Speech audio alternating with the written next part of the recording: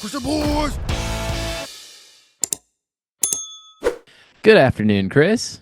Good afternoon, and it actually is afternoon. Hey, an actually reasonable time to record. It's strange for us. Yeah, we're like right in the middle of the afternoon here recording. So, how you doing? I'm good, man. You know what the best part about recording in the afternoon is? We're both awake. That we're both fresh, we're ready to go. Neither of us is exhausted or just getting out of the stupor that is sleep. And Yep, so we're actually able to have a good and solid conversation. That's the hope for today. I'm ready. I still have my coffee, but that's just a flavor thing. So I'm so ready here. Fair enough. How are you Um, doing? I'm good. I am very, very good. Got today off, which is why we're able to do this. So, Great. yeah, we get a chance to just kind of hang out together, and it's been just a relaxing day so far. So, no Good. complaints. Well, welcome back to the Christian Boys for anyone who is watching today. My name is Brenton, and this is my co host, Chris. Usually we have a third, but he is busy with his baby today. So we're just going to hop into a nice, fun little conversation. All right. Yeah. Jacob, we miss you. We know that you're off somewhere reading the NIV. We're judging you, and we'll see you when you're back.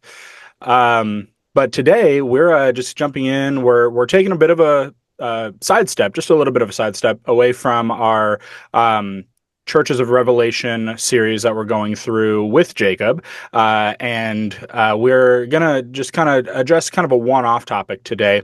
And the thing that you and I had kind of discussed before this, Brenton, was discussing biblical hospitality. And really just hospitality in general, I think. And so looking forward to diving into this with you.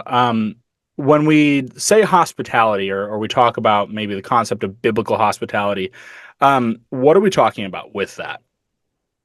So, hospitality is opening up one's home, or I would actually venture that it's one's entire life, to other folks in order to bring them into the community of Jesus, with the intent of bringing them into the community of Jesus. That would be how I would define hospitality, but would you define it differently?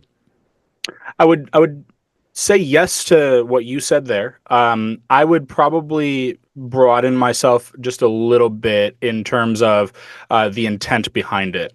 Obviously, as believers, our intent is always rooted and in the foundation of reaching across the aisle, reaching out to people for the sake of winning them to Christ. And I absolutely agree with you there. One thing that I think take it a little bit further on is hospitality is loving your neighbor because they're your neighbor. And Mm, so even if that person never comes into the church and never accepts Christ or anything like that, like we're still just going to love them because that's what Jesus would do. And so that's really kind of, I think you and I are definitely in the same vein there. But that's really kind of the extent that I would want to take it is like, even if it's been, let's say, like 5, 6, 7 years of just loving this person and inviting them into my home and inviting them to events and things like that, and they just have shown no interest in Jesus, that I'm not getting burnt out on that and just like, oh well, this is a lost cause. I'm going to love that person because they're my neighbor. right. Do you think that there is a place for hospitality without evangelism? Is it really just about evangelizing, or do you think that loving your neighbor can look like, hey, just having somebody in your home for a meal or over for a game night, and the topic of Jesus just doesn't come up, but is that still considered hospitality? You think, as the New Testament defines it? As the New Testament defines it, yeah, I mean, I would say yes. I would say yes. I do think so. Um, Largely because I think we have gotten very used to a brand of evangelism that is very preachy and very like, the idea that Jesus always has to be brought up explicitly. What I want to do in the idea of hospitality is I want my neighbors, I want the people that I'm inviting into my life to know that I belong to Jesus, that I love Jesus, that I'm a churchgoer. I participate in the assembly of the saints. I'm in my Bible. I'm in prayer. I want people to know that. And I want people to know that that is where the hospitality that I'm showing is being birthed out of. And so, I want to tell people about Jesus. I want to explicitly discuss the gospel message with people. Um, but I don't think having somebody come into my house once a week or every night or whatever and just trying to be like, hey, do you want to talk about Jesus now? Do you want to look at the Bible now? I don't think that that is necessary in the venture of hospitality. I think it should definitely be an aspect within that. Right. It's something that does get brought up. We're not bringing people into our lives and then just never talking about Jesus. Right. But I don't know that there has to be that overabundance. I think people will see what we're doing and will recognize that that's something different than what the rest of the world is doing. Yeah, and I wonder what kind of effectiveness that sort of style of hospitality really has, because ultimately, doesn't it kind of feel like a bait and switch, where it's like, hey, I'm inviting you into my home, or I'm just, I'm showing you the love of Christ by, giving you food, providing for you, or welcoming you into my life, loving you as a neighbor, but it's with the only the purpose of just getting to proselytize you. It's so that I can like give you something that you want, so that I can just preach at you. Like, is Yeah. that really going to be effective? Probably not. And so, yeah, I think hospitality does include that, but I think it goes beyond that. I think it's like it really does start with your heart posture, and then it results in certain actions of love to your neighbor. Yeah. Well, not only is it, ineffective, right? Not only is it ineffective, but also it's kind of offensive, right? Like think about in like our personal lives, being invited to somebody's home with the purpose. Actually, Lauren and I have dealt with this to an extent, but with the purpose of like, oh, we want to spend time with you, and the goal of this is that we can win you to our religion and get you to consider, our faith system and things like that. Um, where I think that that is most ineffective is actually not necessarily on the person who's being invited in, but on the person that is doing the inviting.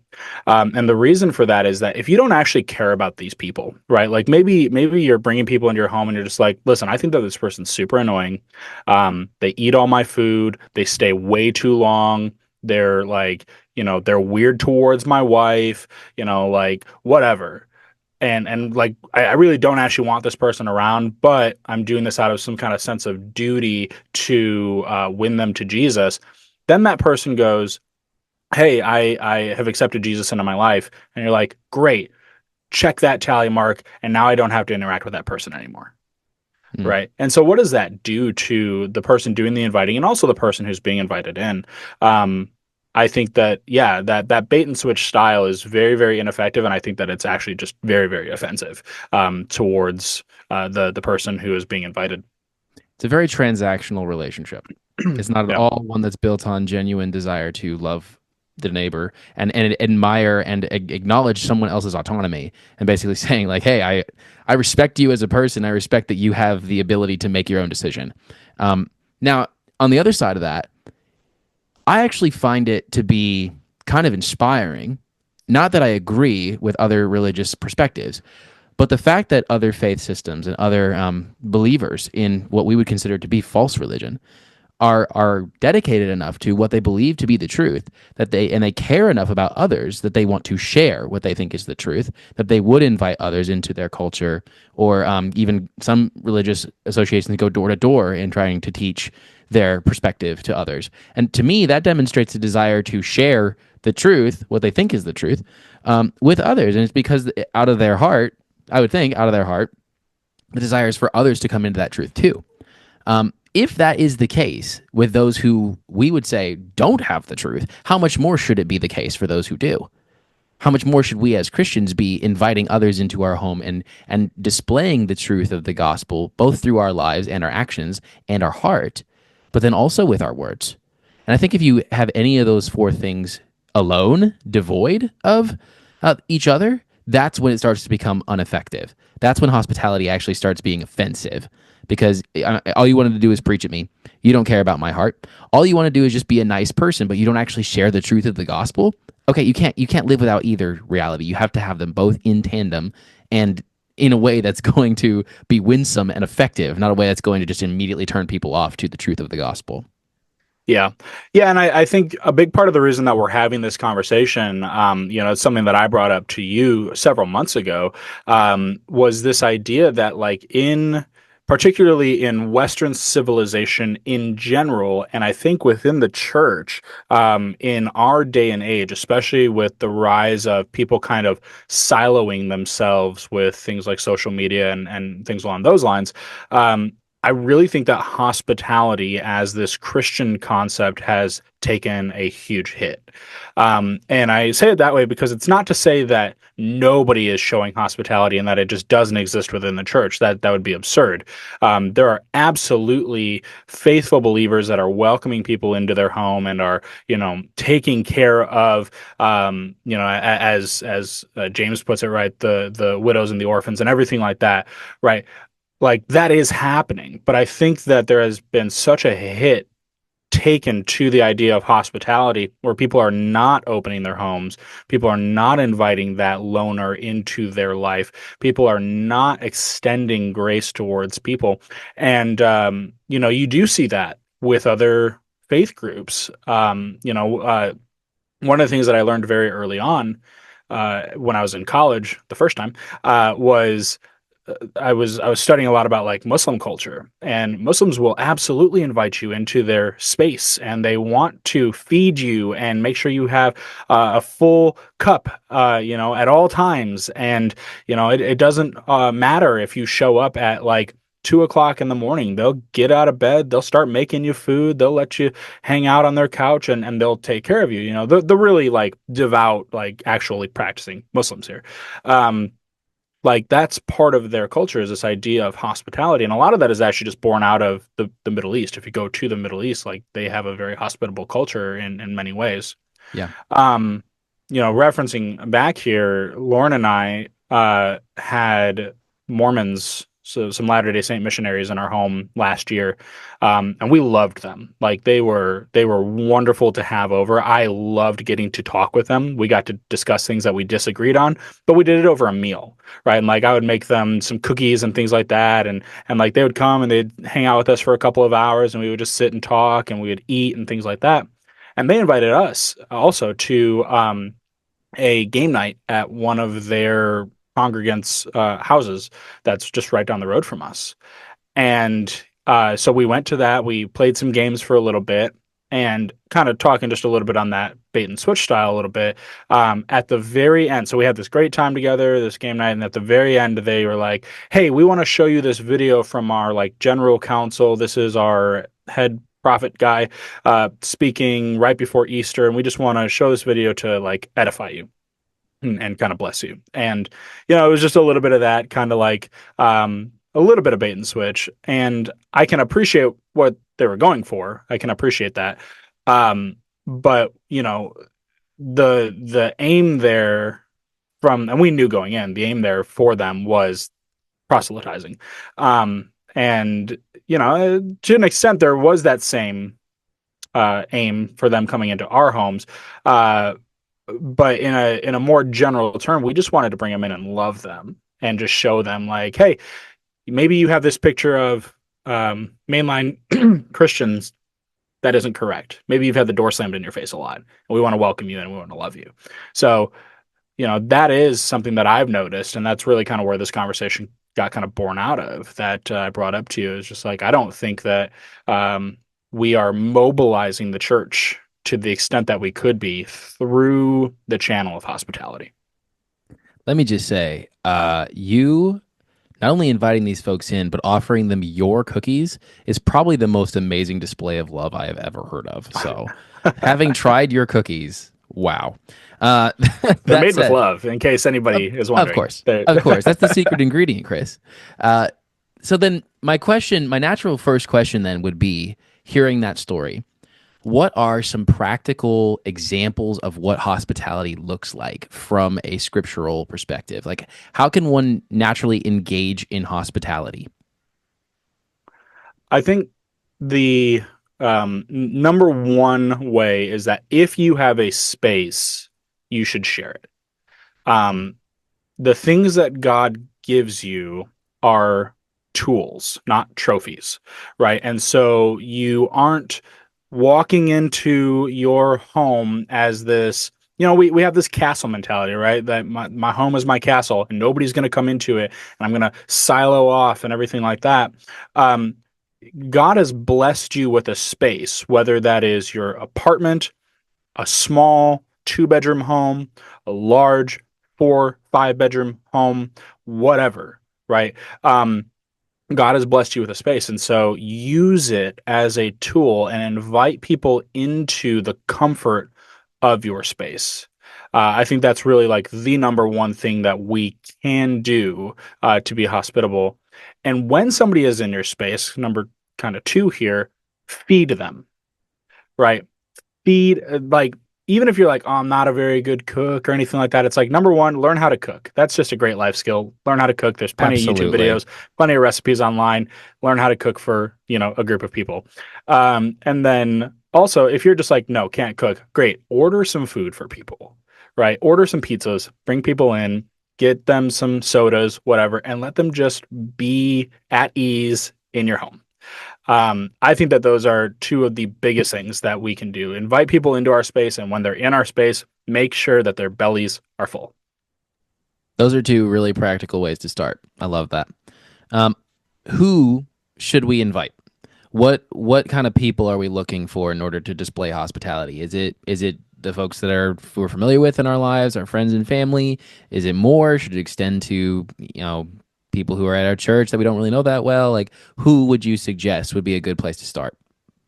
Yeah, that's a great question because it's very easy. Again, I think that we get into this mentality of inviting our network, so to speak, right? And so it's like, I have no problem.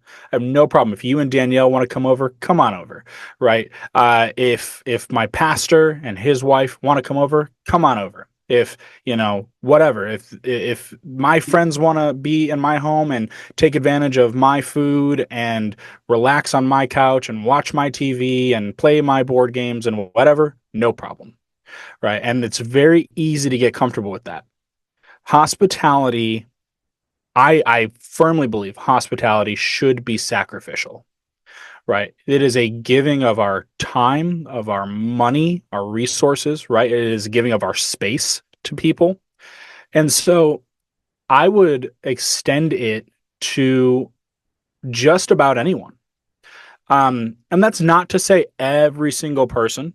There are people that could pose a significant danger. I would say to, like my family or my friends that I would not feel personally right about putting other people into that situation, even if I myself might be okay with ministering to that person. And that's kind of a separate thing, right? It's like I'll take that person out to eat and things like that, and I'll hang out with that person. Um, but I would say a broad majority of people, and I think the place that it really starts is your own neighborhood, and that's something that we've been talking about recently with some friends here, and me and Lauren have been having this conversation recently. Is like the reality is I don't know most of my neighbors' names. That's just a harsh reality that like we Oof. live in, and we've lived here for 4 years, so. I know my next door neighbor, right? Like I know the neighbor behind us because we share property. But like beyond that, I don't really know my neighbors. And so, the thing that Lauren and I have talked about doing this year is just being much more intentional about learning our neighbors' names, loving them. Again, going back to what we're talking about, I plan to bring them cookies, things like that. So that's where it starts. And then I think it just goes out from there, you know. Um, Let me ask you this on the topic of uh, who do we show hospitality to and who do we invite? Um, who would you say is it's hard for you to show hospitality to, or to invite into your space? Hmm. For me personally, I think it's difficult to invite uh, people who you just don't know what to expect of their behavior or their or what or like folks who you don't really feel like you click with. where it's like I kind of feel like if they come over and we have like a whole evening dedicated to hanging out with them, that it's just going to be awkward because they Mhm. don't seem like they have a whole lot that they are good at talking about, or they're just kind of socially weird. Those folks tend to be the ones who it's the hardest for me to be like, yeah, please come over. Let's spend 8 hours together. And I'm not saying every hospitality meeting has to be that long. I just more mean like when I don't feel like I feel when I feel like I'm gonna run out of conversations, that's probably the hardest people to invite. But then on the other side of that, sometimes it's hard even just to invite people who I do like because of where I am, like how much energy I have that day, or whether or not I even have the bandwidth to pull together something for the day. Yeah. So those honestly are probably the hardest for me. Do you have anyone that comes to mind for you? Yeah, I think for me, the as I've been kind of studying this and considering it and just, kind of meditating and contemplating it is like the question that keeps coming to mind for me has been, okay, like I have no problem opening my doors to my neighbors. I have no problem opening my doors to members of my church. I have no problem opening my doors to, like my coworkers. But what about people who have hurt me? It's like I've had a couple managers that I've worked with and who really kind of dealt me some pretty painful wounds. I've had some friends who are no longer friends because of things that they've said about me, and things like that, things that have hurt my reputation and things along those lines.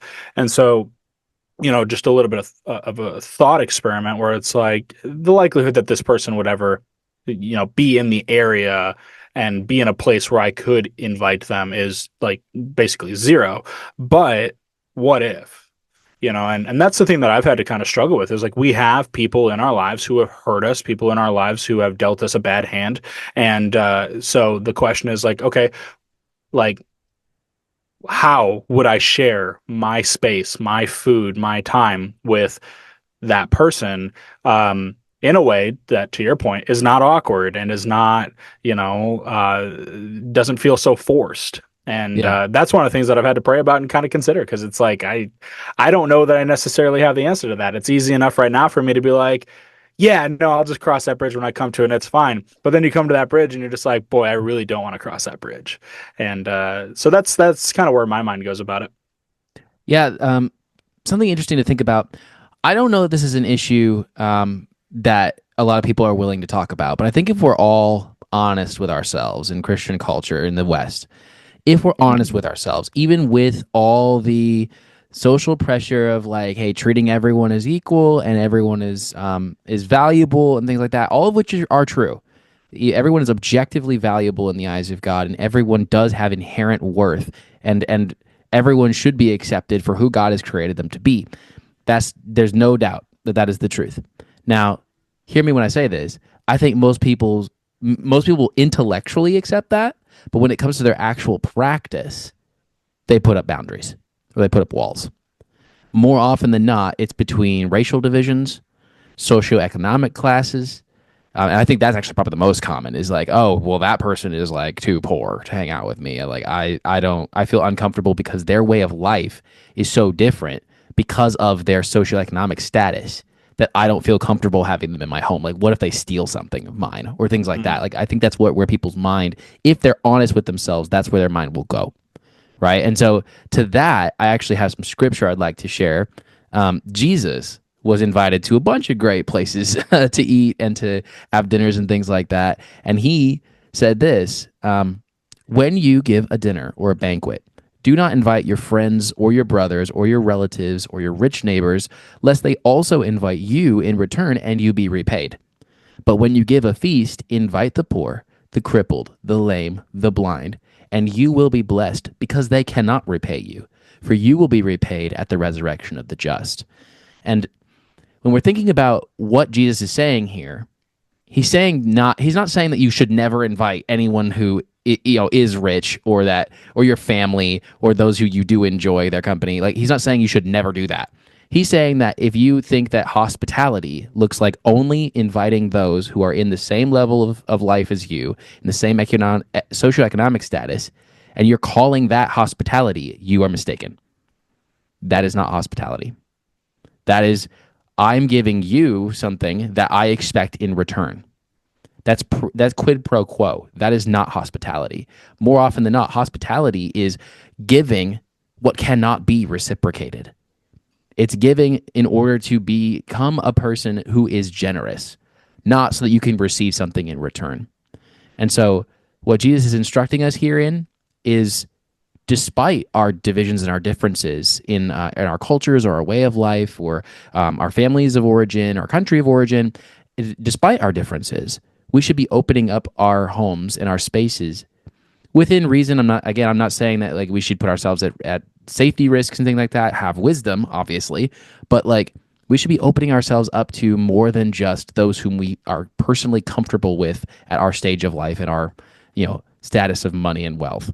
We should be opening up to those who cannot repay us for our kindness. That is Yeah. what Jesus is instructing in his direction of what hospitality looks like. Yeah, absolutely agree. On the note of what you just said about, within reason and things like that, um, I think where I would go with that is to say we cannot reject hospitality towards somebody on the basis of conjecture, on this idea of, well, I don't know this person that well, and they might do A, B, or C, right? If you don't know, and I think that this in itself goes back to the ninth commandment about not bearing false witness about somebody. And so it's like, if you Mm. don't know, right, that somebody has like a history or reputation of doing certain things, right? Like if it's like, oh, this person's like really, really violent and things like that, and like I know that, or like this person has hurt children or something like that, right? Like if you don't know that about somebody, then to speculate that like, oh, well, I don't really know this person that much, and maybe they're very violent, or maybe they hurt children, is actually like very much outside the bounds of that ninth commandment. And so we cannot reject hospitality towards somebody on that basis. Now, if somebody we know has certain proclivities for violence or whatever, then yeah, we have to take certain measures, certain precautions and things like that when it comes to showing them hospitality. I'm not going to let somebody who hurts kids be around my kids, right? Or around any kids really. And so things along those lines are things that we have to consider. But I think oftentimes that is something that we do is we're like, well, this person might, and it's like, no, no, if you don't know that about that person, then like drop it right there and love that person, show grace to that person, and adjust the boundary as needed based on what you have experienced, not on what you are speculating. Absolutely. Yeah, and honestly, even if there isn't a place where you feel like it is wise to invite certain individuals into your home because of either a violent past or some sort of addiction that's taken over their life or something like that, if there is a place in where wisdom would say don't bring them here, okay, then go to them. Yes. Have some sort of a common environment where it's okay and where it would be safe to conduct some level of hospitality to them. Hospitality doesn't have to exclusively look like I bring people into my home and I feed them and we hang out and we have a game night. Like it doesn't have to exclusively look like that. Things like food pantries or homeless shelters are just as much a gesture of hospitality and compassion as inviting people into my home. Because Yeah. whether I'm inviting them into my space or whether I'm volunteering my life, my time to minister to them, I personally view any form of compassion like that as at least tangential to hospitality, if not Yeah. hospitality itself. Yeah. Yeah. Hospitality, the word hospitality, uh, literally means love for strangers. Like Mm, that's what the Greek term, it's philoxenia, means, when you're using hospitality. So in the New Testament, right, there's a few different places, more than a few, where it comes up. Romans chapter 12, Paul says it very, very clearly. He says, contribute to the needs of the saints and seek to show hospitality. So even within that, right, it's talking about two different things: contribute to the needs of the saints, right? These are brothers and sisters that we know and love and everything like that, and seek to show philoxenia, right? Hospitality, love to strangers. And so, that is one place that comes up that I think should be a rallying cry for the believer. If someone comes into your church, we show them great hospitality. We make them feel welcome. Are you hungry? Do you need anything? Right? Like that should be a question asked at every church on Sunday when somebody new comes in, right? Not like, oh, how quickly can I get your phone number and your email so that I can spam you with this, like, whatever Bible study we're having, but like, Yeah, are with our you hungry? bulletin. Yeah, with our monthly bulletin, right? Or weekly bulletin or whatever. It's like, are you hungry? Can I get you anything? What do you need from us? Right? That should be the rallying cry of the church. And so that is something that I would encourage anybody listening is like that should be our heart towards the believer, right? The needs of the saints and the unbeliever or the stranger in our midst. Um, On and go ahead. Sorry, on that note, exactly. James 2:15 and 16 says, if a brother or sister is poorly clothed and lacking in daily food, and one of you says to them, go in peace, be warmed and filled, without actually giving them the things needed for the body, what good is that? Wow, could that not be be said Yeah. better? That's exactly what you're describing. Is like how quick are we to meet the spiritual need and not the physical need of the body? Yeah. They're equally important, and frankly, when you address the physical need more often than not, that will speak many more volumes than just saying, hey, your soul is on the way to hell and you needed Jesus. Like as true as that might be, and yes, that is a caricature, so I know there's more nuance to it than that. But like as true as that statement may be, what's going to actually minister to them more? Is it going to be you basically just saying, hey, this stuff doesn't matter because your pie in the sky is coming by and by? Or is it going to be, hey, let me meet your needs now so you can see and meet the one who meets every need, who is sufficient in any need, in any circumstance, you can have sufficiency. Like, but first, let's address these needs here. And Yep. let me show you how my needs have been met by meeting your needs. Yes, exactly right. I think also complementing that James passage is 1 Corinthians 13, right? We go to 1 Corinthians 13 so often to read it at a wedding. But 1 Corinthians 13, 1 through 3, the one that never gets read at the wedding, should again be something that just is a foundation to the believer. And Paul in there says, if I speak in the tongues of men and of angels, but have not love, I am a noisy gong or a clanging cymbal. And if I have prophetic powers and understand all mysteries and all knowledge, and if I have all faith so as to remove mountains, but have not love, I am nothing. If I give away all that I have, and if I deliver up my body to be burned, but have not love, I gain nothing. Right. And so, yeah, to your point, it's like if we're bringing that person in to our home, to our church, wherever, and again, it's not undergirded by loving that person that's right in front of you, then everything else is useless. Everything else is worthless. It doesn't, I think this goes back to what we were talking about in our Seven Churches series, right? Where it's like, it doesn't matter how uh, good your doctrine is. It does not matter how good your doctrine is if you are not willing to love the stranger in front of you. And I think that is something that Christ absolutely honors is when we show hospitality. Yeah, love apart from action is worthless. Because you can say all day long, I love you, I love you, I love you. But if you don't actually ever do anything to demonstrate that love, do you really love them? Yeah.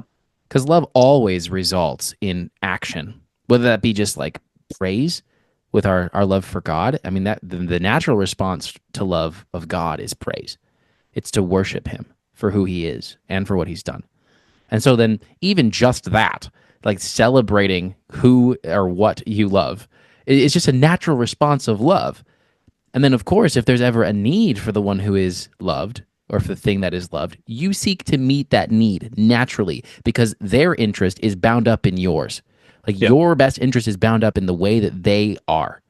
And so to seek to show hospitality is to see someone else's needs as just as important as your own and to take their need upon yourself to say, I need to meet that because I love them. I can't stand the thought of them being destitute or them being hungry or them being cold or any of the things that could result in harm to that which you love.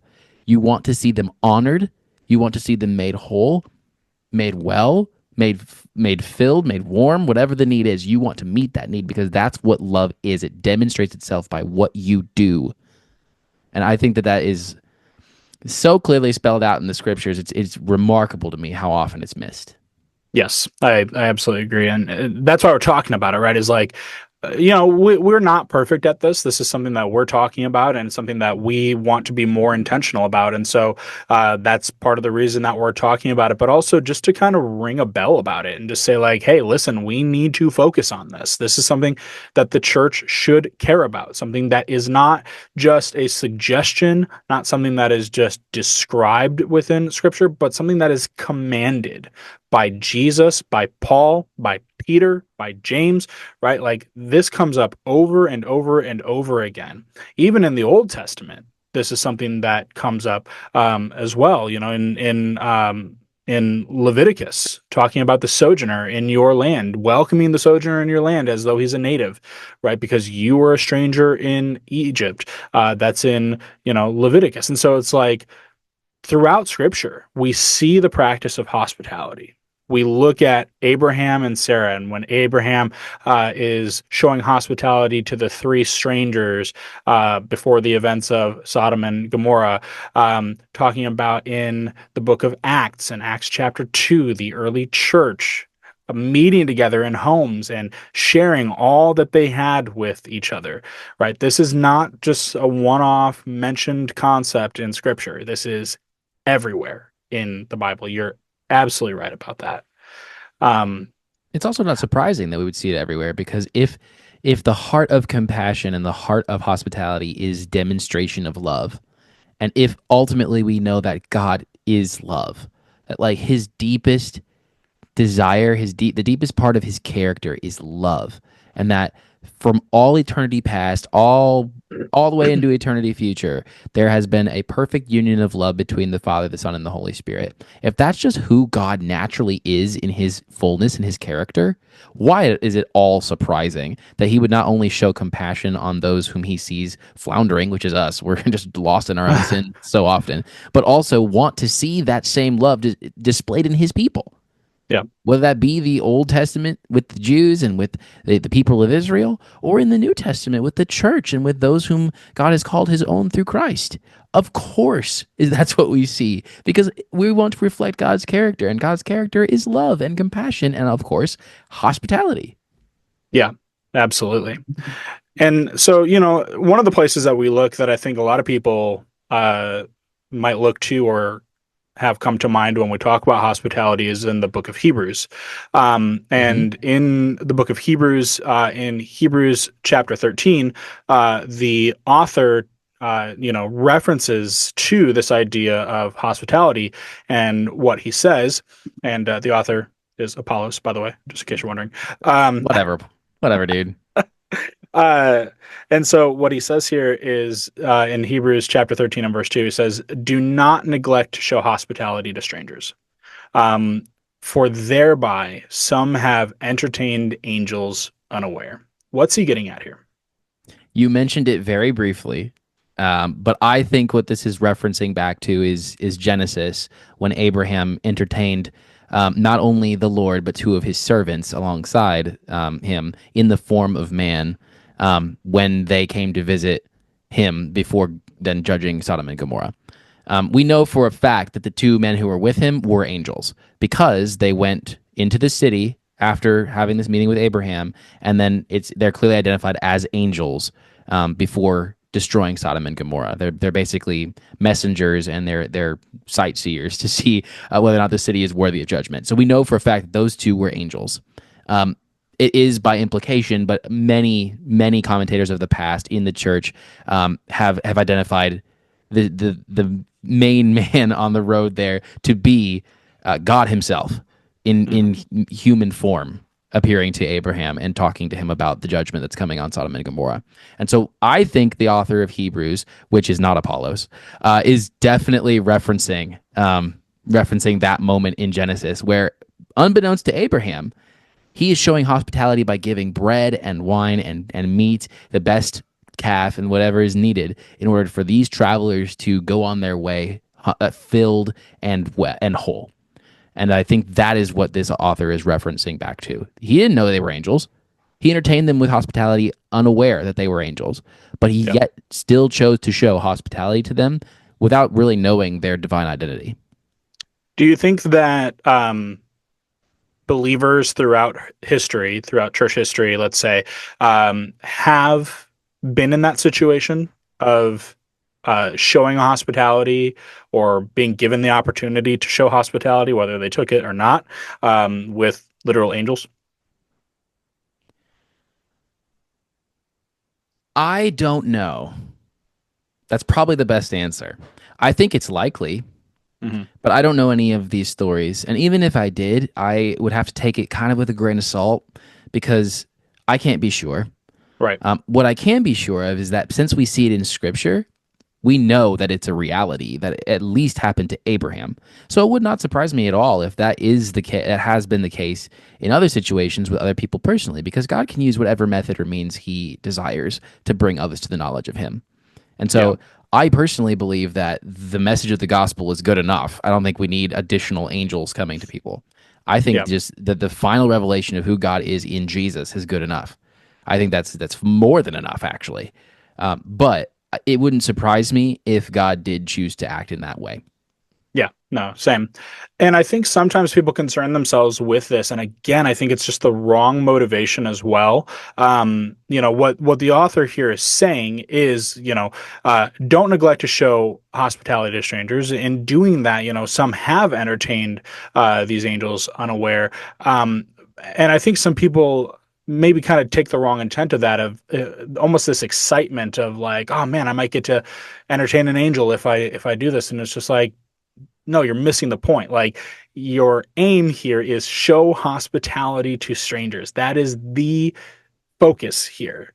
And so, apart from definitely Apollos' words here, in the book of Matthew, right, the words of Jesus are very, very clear on this topic. And so it's not this speculative thing where it's like, oh man, you might get to entertain an angel unaware. It's like Jesus says in Matthew 25, when I was hungry, when I was naked, when I was in prison, right? You fed me, you clothed me, you came to visit me, or you didn't, right? And in doing these things, right, for the least of these, for these individuals who are in this place, in this position of life, you have also done it to me.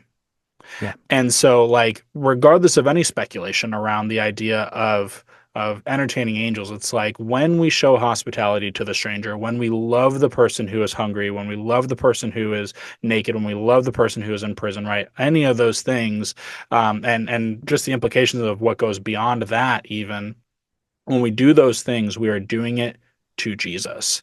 And so I think hospitality also extends outside of your home, right? The homeless person that you see on the street.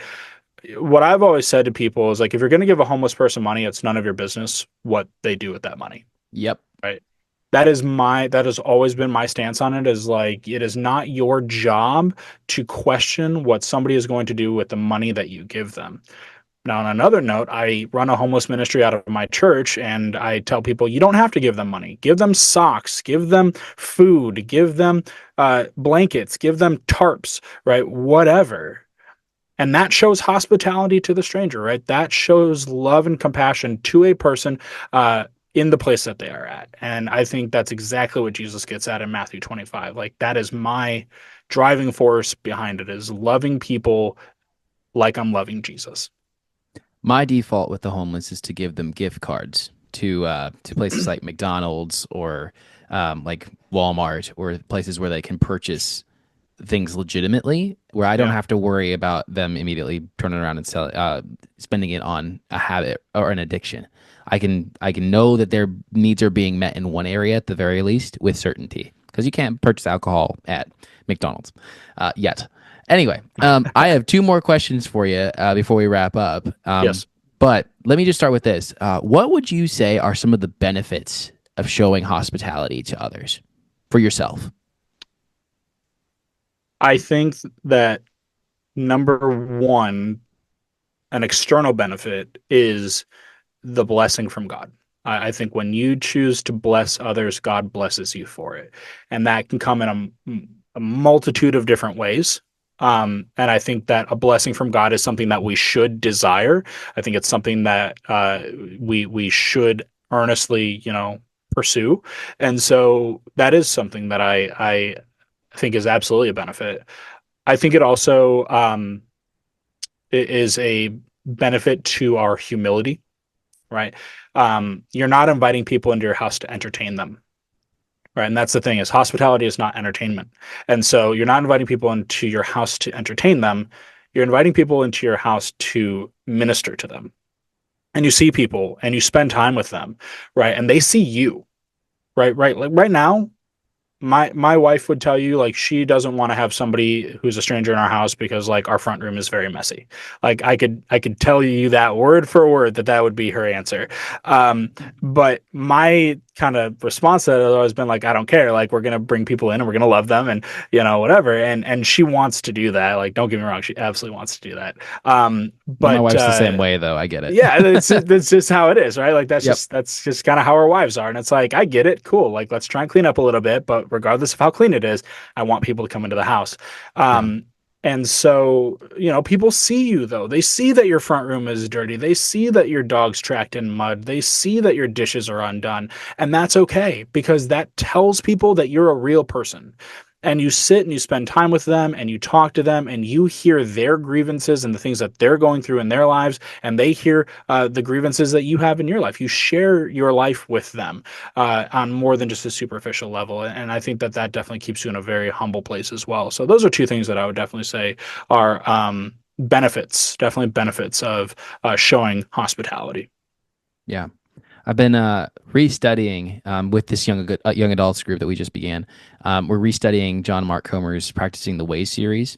And a part of what it looks like to just disciple under Jesus, or he puts it as an apprentice under Jesus, what it looks like is to imagine or to see spiritual formation is not just something that Christians do, it's something that literally every human being ever has done.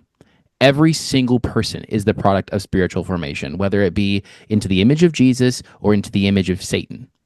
No one is exempt from this. You are either intentional about how you are being formed or you're unintentionally formed. But one way or another, you're either going to be formed or you're going to be transformed. Formed by the image of this world or transformed by the image of Christ. You do not have an option. It will Yep. happen, period. Therefore, every decision that we make, every little thing that we do forms us into a person. It makes us into someone. And so every action that we do, every little slight that we have against our neighbor, every little act of malice, no matter how significant or how blatant it is, it helps create you into a type of person who naturally does not seek the good of others, but actually furthers their harm. Yeah. And over 50, 60, 70 years of this, you become more and more deformed out of the image of Christ. But the same is true in the opposite. The more that you do the little acts of kindness and compassion, the more that you follow the way of Jesus and do life the way Jesus did it, the more you'll be formed into the image of Christ. The more naturally sanctification will come about because you will be engaged alongside the Spirit in becoming like Jesus by little actions day by day.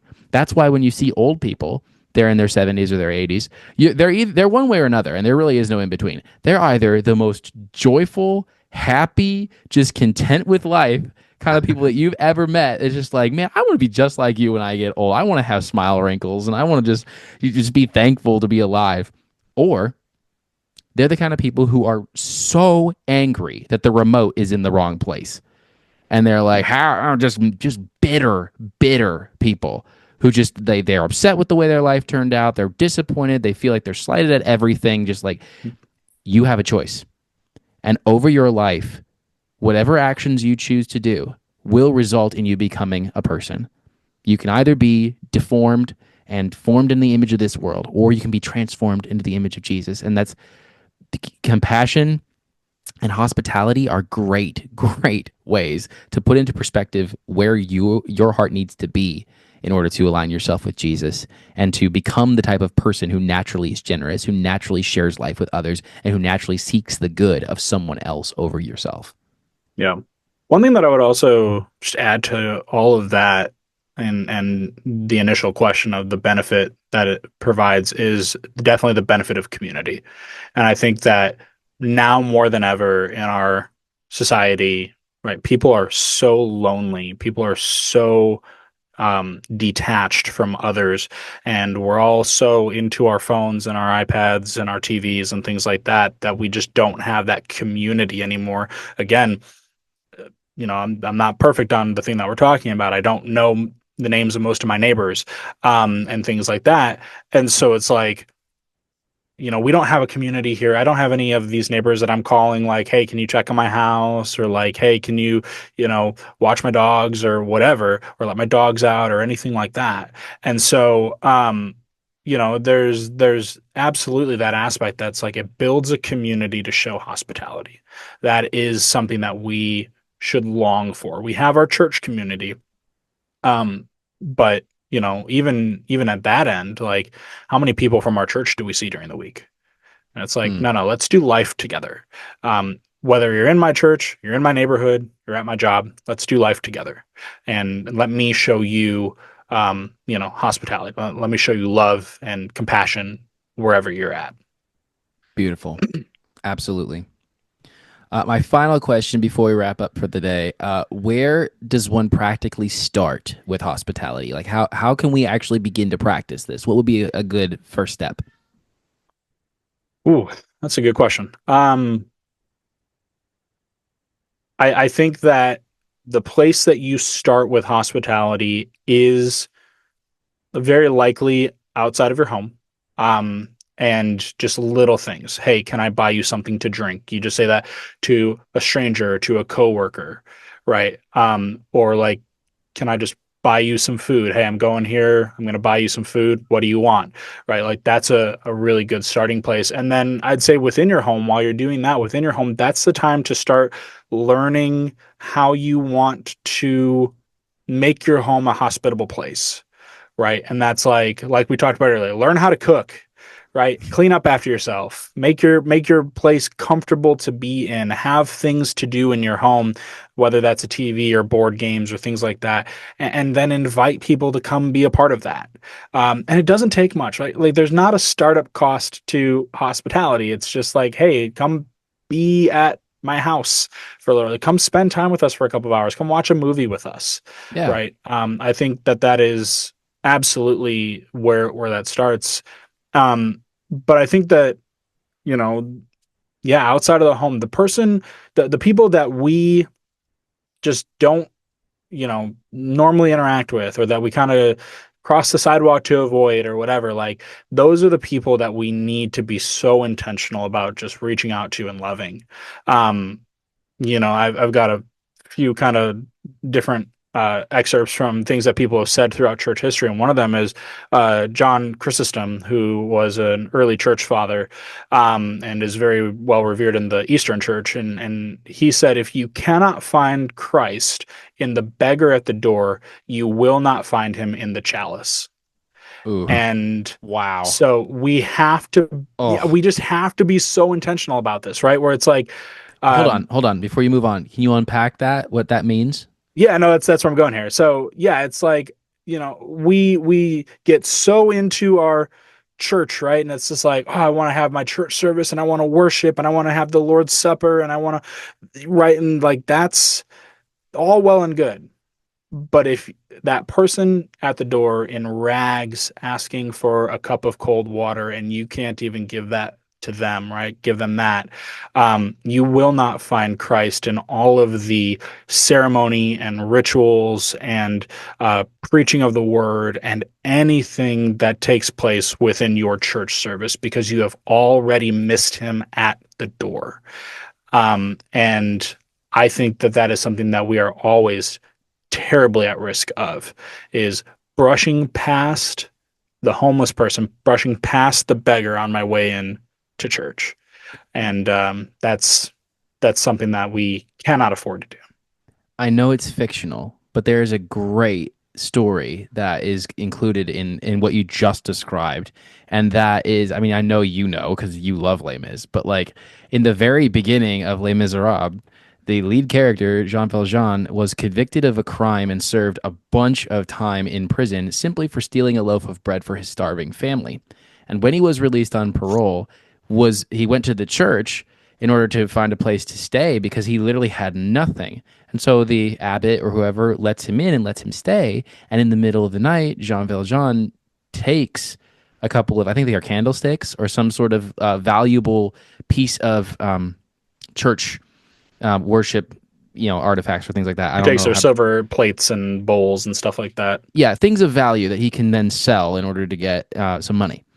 Well, the police immediately find him doing this, and so they bring him back to the church, and uh, he basically this police officer basically says to the abbot at the church, and is like, this man was caught stealing these things, and rather than the abbot just being like, oh my goodness, thank you, officers, yes, cart him away, he instead shows compassion on this man and is like, no, these were gifts. We gave these to him. Like these are his belongings now. Like incredible compassion on this criminal, um and just like that preacher got it. And I understand he's Yep. fictional, but like that is exactly the heart of hospitality, is saying like your needs are more important than any of this belongings of mine could possibly be. Like, what, how can I best serve you? And that is exactly, it ties in really well with that John Chrysostom quote as well. It's because it's like that preacher got it. He's like, I see Jesus in this man who is convicted under the law, but yet I'm going to show him compassion and grace and see Jesus in him. And like, that's just, I love that I think that's a great example of what you're trying to say here. Yeah, no, absolutely right. As we wrap up here, just kind of also answering your question a little bit, um, about the question of, how do we get started? The other thing that I would absolutely encourage is, get started by seeing how others are practicing hospitality. And I'm sure that there's a lot of YouTube resources and things like that. One book that you told me about, Brenton, was The Gospel Comes with a House Key by Rosaria Butterfield, which I have here. And it's a book I've been reading. I'm not finished with it yet, but I've been reading it. Great book. And so I've been in this, and this is a great, great practical book for getting started and just having a heart and an understanding of hospitality. And the Um, author's a Presbyterian, Chris. You're and the author's a welcome. Presbyterian. She has right theology. So you can't go wrong. I'm just trying to help you out. I just want you to be confirmed in your echo chamber. So I got you. Thank you. Thank you so much. I'm probably a Baptist. Anyway, just kidding. So highly encourage that book. I haven't started this book yet, but I've seen it recommended on social media a little bit. And it's called Unreasonable Hospitality. Unreasonable Hospitality. And so I'm actually looking very forward to starting this book as well, and really just trying to get my hands on as many books about hospitality as possible, and just kind of really growing in this as well. So, in addition to what Scripture says about it, you also have some books, some that are written by believers and some that are not, but that center on this idea of hospitality. And so that would be something that I would encourage you, and anybody really, in terms of getting started, is like, look what other people are doing. Ask questions of those people if you're able to, right? Like, how did you do this? And use that to leverage yourself to be in a position to show ever greater hospitality towards people.